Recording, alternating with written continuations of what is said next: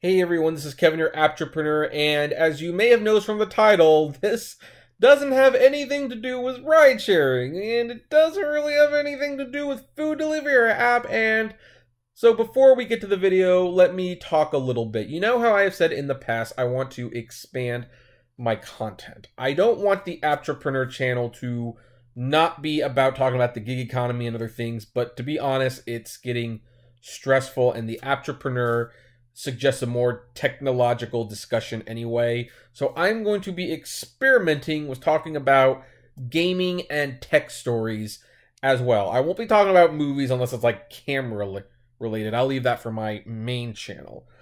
But I do want to kind of branch out a little bit and kind of keep things interesting.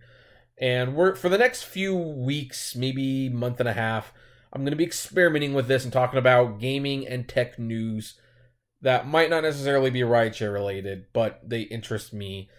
And of course, I welcome your feedback. You can let me know if you're enjoying it, whether you should watch below, and just to ensure that it doesn't overtake the real reason you're coming here, I will schedule these videos in advance to show up before anything else, so that whenever you check your daily updates, the new Uber, DoorDash, Postmates, Lyft, Saucy, Caviar, Grubhub, that those stories will be at the top, and these gaming and tech videos will be third or fourth, always. And of course, Saturday will still be e-commerce Saturday day, when I can think of an e-commerce story to talk about. And we're just going to kind of see how it works, because I do think that my title gives me some right to talk about tech and gaming related news, and you know, I would just like to shake things up just because I'm getting a little bored with Uber, but you know, we'll see what happens. And what I kind of want to talk about is this little story about Starfield Battlefront 2, and this seems like an appropriate thing to start talking about because everyone's talking about this, from the microtransactions to Disney reporting shutting them down.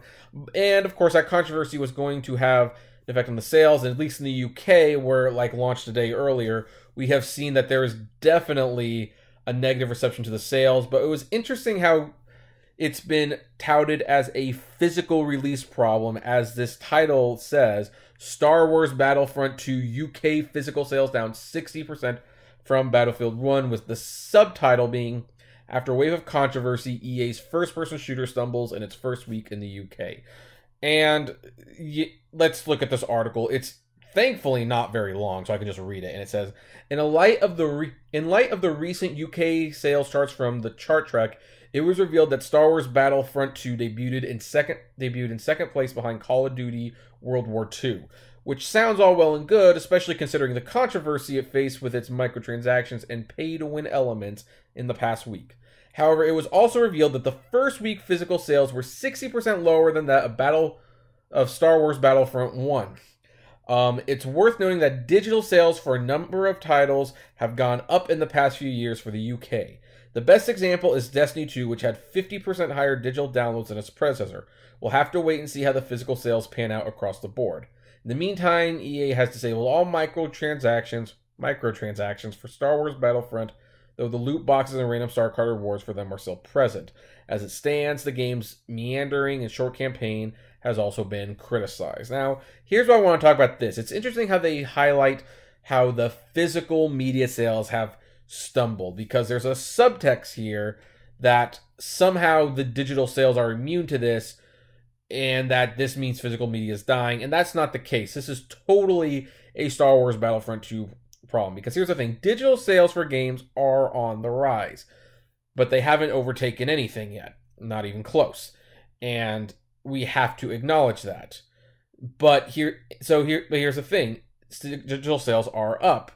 They are way up from what Battlefront 1 was. So really, there was no way for the digital sales to drop. Only the physical sales could drop. And they have dropped 60%. And since physical sales for games are still the vast majority of sales, that is not a good sign. And here's another thing to consider. Physical media pre-orders could be canceled, and people who buy them can return them if they don't open them. And I suspect a lot of people will either cancel their pre-orders or they will return them. Digital sales, there's some shakiness about whether or not you can actually return a digital game. Some stores will allow it, some stores will not. So depending on where you bought that digital game or pre-ordered it, you might not be able to return it in the first place. And again, since digital sales are up in general, there's not a whole lot it can dip in the first place. What's going to be interesting is, do they grow substantially? Because if they only grow like about 5 to 10% from what the first game was, that speaks volumes that the controversy hurt the digital sales too. But this article is written because it's like, oh, look, the physical sales are down, but look, the digital sales, they're still pretty good. They're still doing pretty good, right? And the answer is no. It's just they didn't have anywhere to fall in the first place. The physical sales had a lot to lose. And they did, and I think that's a problem to start. And I had pre-ordered the game several months ago, and in the last 3 weeks, I went to my Best Buy order page, and I just canceled it.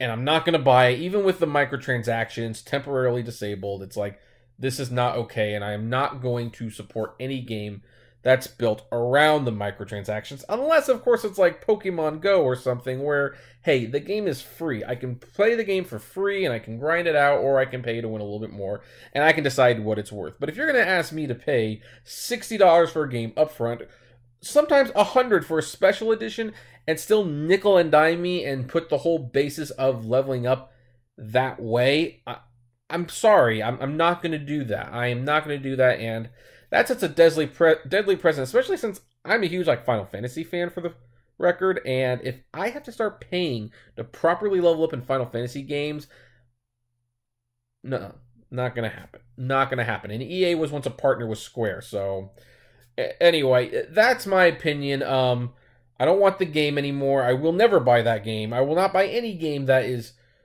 microtransactions built in, but I think this article, even though it doesn't explicitly state it, was being deceptively dishonest about how basically digital sales were safe from this controversy. I can assure you they were not.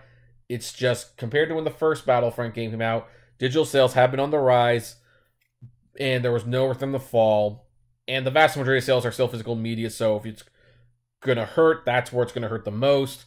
And depending on where you buy the digital game, you might not have the option to cancel or return it anyway, which kind of defeats the purpose of even bringing up the physical sales going lower. But I don't know. What do you folks think? Not only of my talking gaming and tech, but what do you think of this story? I would love to know. Comment below, like, favorite, share, subscribe. If you enjoy the videos I make, consider becoming a Patreon member for as little as $1 a month. And as always, flame responsibly. Have a good one.